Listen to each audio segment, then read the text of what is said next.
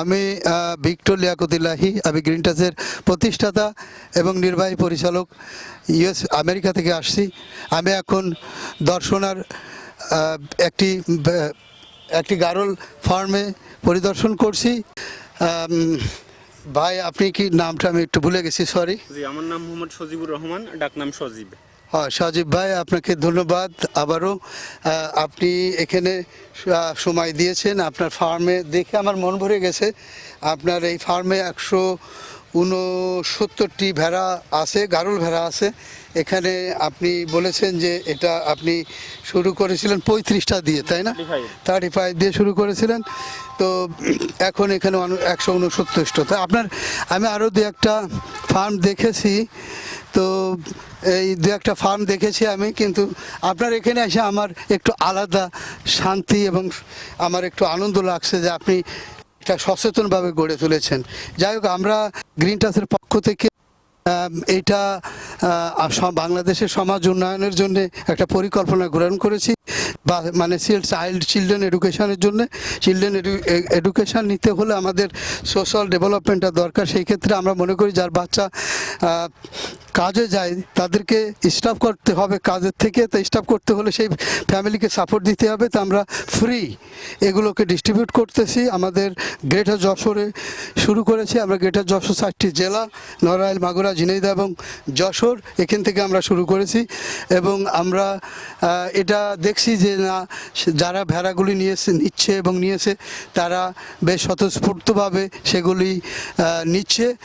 এবং তাদেরকে বলছি যে তোমাদের বাচ্চাদেরকে স্কুলে দিতে হবে, এবং বিভিন্ন প্রশ্ন আছে, আমাদের একটা ক্রাইটেরিয়া আছে, সেগুলো ফুলফিল করে তারপরে আমাদের আমেরিকা থেকে অ্যাপ্রুভাল দেয়, তারপরে তাদেরকে এটা দিতেছি এবং তাদের মনিটরিং করতেছি যাতে তারা আস্তে ধীরে স্বাবলম্বী হতে পারে এটার মাধ্যমে।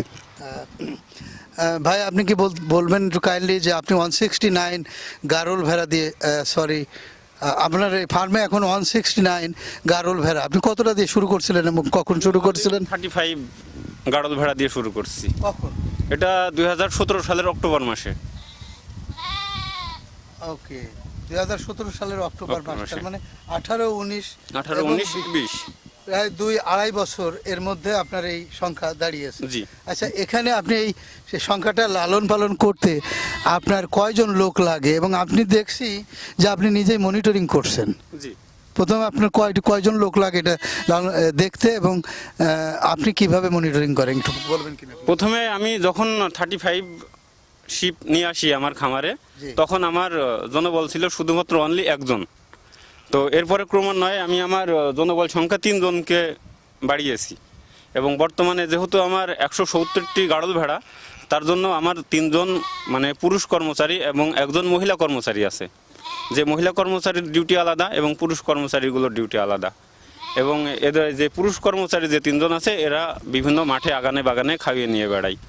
আচ্ছা, আমি একটু প্রশ্ন করতে চাই যে এই যে 4 জন মিলে আপনি একজন 5 জন included you, because you have to spend your full time here, because you are observing your sheep by yourself, because to grow it or expand it, the numbers of the sheep. So আপনি কি বলতে পারবেন kindly যে এটা আপনার monthly কত খরচ হয় টোটাল? জি হ্যাঁ, এটা বলতে পারবো। কারণ আমার হচ্ছে এটার পেছনে 3 ধরনের একটা কষ্ট আছে।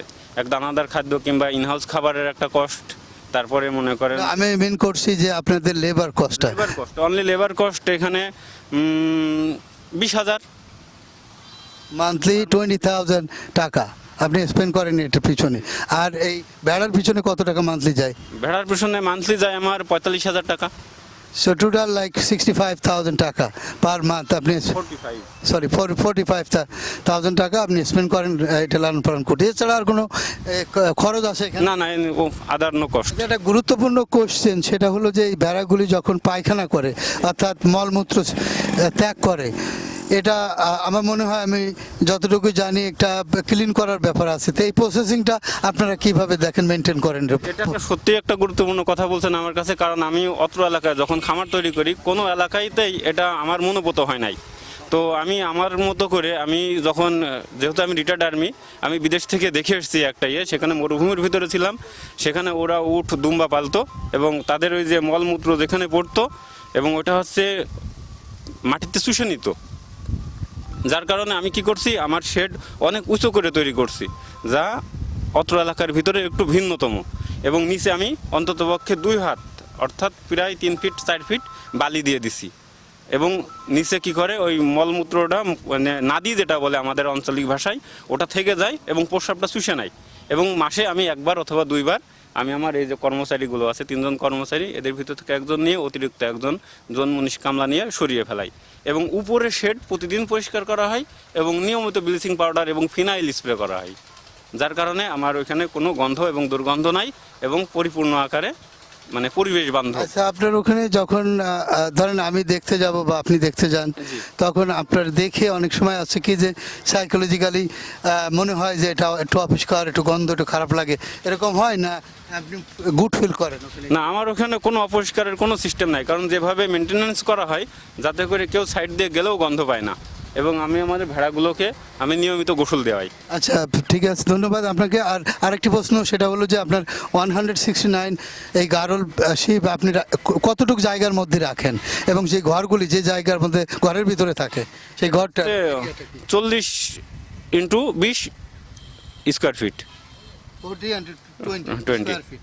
আর আপনার ঘরগুলো কিভাবে তৈরি করা? এবং এটা সম্পূর্ণ কাঠের তৈরি এবং হচ্ছে উপরে টিনের ছাউনি। তো আপনার মানে যেহেতু আপনি দেখছেন বাইরের থেকে, বিদেশ থেকে দেখছেন, আপনার মনের ভিতরে একটা যে না একটা ভালো ঘর করা যায়, সেই জায়গা থেকে আপনার ইচ্ছা মতো বেটার ঘর করছেন। অন্যান্য আরও দেখছেন, সেগুলি আপনার পছন্দ হয়। সো আপনার ঘরটা কি আমরা দেখতে পারি ভাই? অবশ্যই দেখতে পারবেন। আচ্ছা, আপনাকে অনেক ধন্যবাদ। সজীব ভাই, আপনাকে জানতে চাই, এই আপনার এই ঘরটা কত ফিট বাই কত ফিট? আমার ঘরের দৈর্ঘ্য 40 ফিট আর প্রস্থ 20 ফিট। 40 আর 20, তার মানে স্কোয়ার ফিট, যেটা গুণ করলে যা হয়। এখানে উপরে টিনের দিচ্ছেন আর ফ্যান দিচ্ছেন? ফ্যান দিয়েছি। টিনে গরমে অসুবিধা হয় না? না, তেমন অন্য কিছু দেওয়া যায় মানে? ফ্যানের কারণে গরমে অসুবিধা হয় না, তবে আপনি যদি ইচ্ছা করেন হার্ডবোর্ড দিতে পারেন, কিন্তু এটা ব্যয়বহুল, না দেওয়াই ভালো। আচ্ছা, অন্য কিছু দেওয়া যায় না? না, অন্য কিছু দেওয়া যায় কিন্তু না দেওয়াটাই ভালো। কেন Okay. আপনি অযথা খরচ করবেন? রাইট। আচ্ছা, এটা কত ফিট মাটির থেকে কত ফিট এটা উঁচু? বই পুস্তক এবং গরু ছাগল ভেড়া পালনের যে নির্দেশিকা রয়েছে তার থেকেও আমি 3 ফিট উঁচুতে করছি এটা, যাতে করে নিচের গন্ধটা আমার উপরে না আসে এবং আমার পশুটা যেন ভালোভাবে স্বাচ্ছন্দ্যে থাকতে পারে। আচ্ছা, নিচে যে ময়লাটা পড়ে, এই ময়লাটা আপনি কিভাবে ক্লিন করেন না? জি, আমি প্রতি 15 দিন পর ক্লিন করি।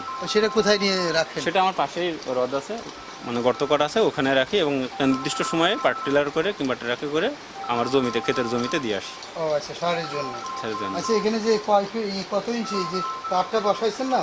জি, এটা ফাঁকটা এই যে ফাঁক, এটা হ্যাঁ, ফাঁক হচ্ছে খুবই কম, আমি- যে শুধু মানে নাদিটা যাতে পড়ে সেই মাপে 1 আঙুল, অর্থাৎ এখানে 1 ইঞ্চি থেকে পায়ের গোড়ালি পড়ে বা পড়ে কখনো সমস্যা হয় না, কখনো সমস্যা না, কারণ ভিতরে এমন ভাবে ফাঁক করা যাতে করে পায়ের গোড়ালি ভিতরে না যায়। কিন্তু যেটা মল, যেটা নাদি বলে আমাদের এলাকায়, সেটা যেন নিচে পড়ে যায়। আচ্ছা, এই পাশে একটা অংশ আমি দেখতেছি, ওই পাশে আর একটা অংশ দেখতেছি, এটার ব্যাপারে একটু বলবেন কেন? আমি প্রাথমিকভাবে আমার আরও একটা পার্টিশন দেওয়ার ছিল, কিন্তু জায়গার সীমিতর কারণে দিতে পারিনি। তো মূলত 2টা ব্যারিকেড দেওয়া, যাতে করে 3টা জায়গা। তো একটাতে যদি সদ্য কোনো বাচ্চা হয়ে থাকে, কারণ অনেকগুলো ভেড়া তো গাড়ল ভেড়া, মানে দলাদলিতে বাচ্চা ক্ষতিগ্রস্ত হতে পারে, যার কারণে ওদেরকে আমি আলাদা পার্টিশনে রাখছি। এবং আরেকটা পার্টিশন মাঝখান থেকে যদি কোনো অসুস্থ ভেড়া, কোনো চিহ্নিতকরণ ভেড়া, কিন্তু কোনো দুর্বল ভেড়া, কোনো বিশেষ কাজে বিক্রয়ের জন্য ভেড়া, সেগুলোকে আমি আলাদা রাখতে পারি এবং হ্যাঁ পার্টিশনে রাখছি এবং আলাদাভাবে রেখে তাদেরকে আমি চিকিৎসার কাজে যাতে আমার সহায়তা হয়। সজীব ভাই, আরো একটা আমি এখানে কতগুলো গামলা দেখতেছি। জি, এগুলো গামলাগুলো হচ্ছে ওই যে সমস্ত ভেড়াগুলো অসুস্থ, খাইতে পারে না, মাঠে চড়ে বেশি খাওয়া হয় না, তাদেরকে রাতের বেলা খাবার দেওয়ার জন্য আলাদা একটু ব্যবস্থা করছি এবং দানাদার খাদ্য খাওয়ার জন্য এই গামলা ব্যবহার করছি, যাতে করে দানাদার খাবার এবং অসুস্থ যারা থাকে তাদেরকে খাওয়ার জন্য। কারণ অন্য কোনো কাঠের, একটু আসবেন প্লিজ। এখানে দেখতেছি একটা কি হ্যাং করা আছে এখানে, এটা কি জিনিসপত্রগুলো রাখি, যেমন আমার ছাগল ভেড়া ওয়েট মেশিনটা রাখছিলাম এখানে। ও আচ্ছা, বাচ্চাটা অসুস্থ হলে কেমন ওয়েটে চলে আসে, সুস্থ হওয়ার পরে কেমন ওয়েট আসলো, এটার জন্য। এবং ওখানে যে একটা ক্যারেট রাখা আছে, ওর ভিতরে সমস্ত মেডিসিন রাখছি। ও, মেডিসিন তাৎক্ষণিক কিংবা উপস্থিত, যাকে বলে ফার্স্ট এড। ওকে, ফার্স্ট এডের জন্য যে ওষুধগুলো আমার লাগে। কি কি ওষুধ ভাইয়া? এখানে যে এটা নাম বলুন। এটা আছে লিভার টনিক। হ্যাঁ। সব থেকে কার্যকরী ওষুধ যেটা অনেকেই জানে না, এটা হচ্ছে কাপভেট। হ্যাঁ, এটা হচ্ছে বাচ্চাদের জন্য ভিটামিন এবং একটা স্পিড নিয়ে আচ্ছা। আসে, দ্রুত শক্তি নিয়ে আসে এটাতে। আচ্ছা। এটা একটা জিনিস। আর এটা আমার যে ফার্স্ট এড বক্স, এই বক্সের ভিতরে আমি আমার আনুষঙ্গিক ওষুধগুলো রাখছি, যেমন পাতলা পায়খানা হলে কিছু রাখা, তারপরে এগুলো খাওয়ান injection কিভাবে করা, বা ইউজ তারপরে করেন কিভাবে? এই যে এমনি নর্মাল ট্যাবলেট ওষুধ, গুলো কিভাবে খাওয়ান? তারপরে খাবারের সাথে? ভিতরে কিছু ইনজেকশন আছে। জি। হ্যাঁ, দেন। এগুলো রাখি যাতে করে আমি উপস্থিত আমি নিয়ে যেতে পারি ওষুধটা, এবং সাথে সাথে ও, ইনজেকশন দিতে পারি কিংবা খাদ্য খাওয়াইতে পারি। ইনস্ট্যান্টলি আপনি হ্যাঁ, যাতে instantly, যাতে করে আমি ট্রিটমেন্ট দিতে করতে পারেন। পারি। হ্যাঁ, বড় আর আপনি তো কোনো বললেন সমস্যা আপনি এটা ট্রিটমেন্ট করার জায়গায় ডাক্তারের অনেক সময় প্রয়োজন হয় না, আপনি অনেক কিছু মানে জানেন। বেশিরভাগ ক্ষেত্রেই আমি ট্রিটমেন্ট করি, খুব জটিল ক্ষেত্রে আমি ডাক্তারের শরণাপন্ন হই। যদি আপনার এক্সপিরিয়েন্স থাকে বা বলতে পারেন, তাহলে বলবেন। আমাদের যশোর এবং এই জায়গা দুটো ডিফারেন্ট এরিয়া, এবং সেখানে এনভায়রনমেন্টটাও একটু ডিফারেন্ট। নিঃসন্দেহে মানুষের আচার আচরণ, চলাফেরা, কালচার একটু অতটা ডিফারেন্ট না, বাট ডিফারেন্ট। তো সেইখানে আমরা যদি একটা ছোট করে শুরু করি, সেই ক্ষেত্রে কতটুকু ছোট করে, কয়টা ভেড়া দিয়ে শুরু করব এবং কিভাবে শুরু করব, আর ওখানে শুরু করলে কোনো এখান থেকে তুলনায় ওখানে পালন করতে কোনো পার্থক্য আছে কিনা, প্লিজ। হ্যাঁ, ওখানে যদি চারণভূমির জায়গা যদি সীমিত থাকে, তাহলে আপনি ইনহাউস খাবার খাওয়াবেন। সেক্ষেত্রে আপনার হচ্ছে ম্যান পাওয়ার কম লাগবে। যেহেতু আমার এখানে আমি চড়াইতেছি, এখন আমার জন্য 3 জন ম্যান পাওয়ার লাগতেছে। কিন্তু আপনি যদি ইনহাউস খাবার খাওয়ান, তাহলে আপনার জন্য 1 জন ম্যান পাওয়ারই যথেষ্ট। আর আপনার 1 জন মহিলা কর্মচারী যথেষ্ট, যেটা কিনা ঘর পরিষ্কার এবং আনুষঙ্গিক, যেমন বাচ্চা হলে বাচ্চার কিছু মেনটেন্যান্সের কিছু দায়িত্ব থাকে, যেগুলো পুরুষরা সাধারণত পারে না, যেগুলো মেয়েদের কাজ সাধারণত। যদিও পুরুষরা পারে, যদিও আমরা আমাদের এলাকাগত মানে প্রকৃতিগত কিংবা সংস্কৃতিগত কারণে আমরা বলে থাকি এটা মেয়েদের কাজ। আসলে মেয়ে ছেলে তো কোনো আলাদা কাজের কোনো নির্দিষ্ট নাই।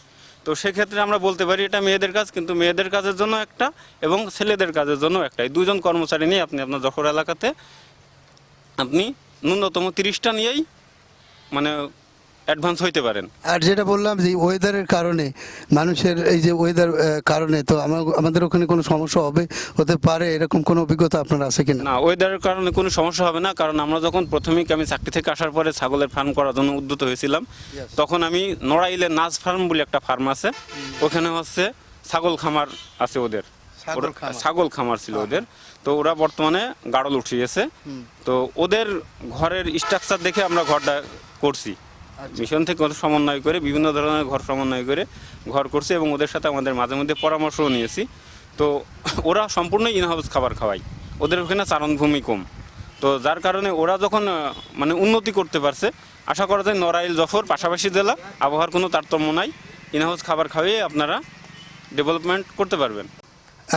এই যে ভেড়া খামার করছেন, এই যে অবজার্ভ করছেন বিভিন্ন জায়গায় যে কী করবেন, এবং তারপরে ডিসিশন নিয়েছেন যে আপনি একটি ভেড়ার খামার করবেন এবং করেছেন, এখন আপনার ফিলিংস, অনুভূতি কেমন? যেমন সাকসেস হইলে ভালো লাগে, আনন্দ লাগে ভিতরে, এবং আমি মনে হয় ঠিক আছি এবং আমি সুন্দর কাজ, সঠিক কাজটা করেছি, এই যে ফিলিংসের জায়গা থেকে আপনি এখন কেমন ফিল করেন? আলহামদুলিল্লাহ, এটাতে আমার ভালোই ফিলিংস লাগে। এখন আমি খুব মানে নিজে খুব ভালো ফিল করি। এক কথায় যে এটা প্রথম পর্যায়ে মনটা ভেঙে গেছিল, যেহেতু বই পুস্তকে পড়ছিলাম যে 2টা করে বাচ্চা দিবে, কিন্তু বাচ্চা দেয় 1টা করে। তারপরে 2 বছরে 4টা বাচ্চা পাবো, কিন্তু হচ্ছে বাচ্চা বাঁচিতেছি আমি মানে বছরে 2টা।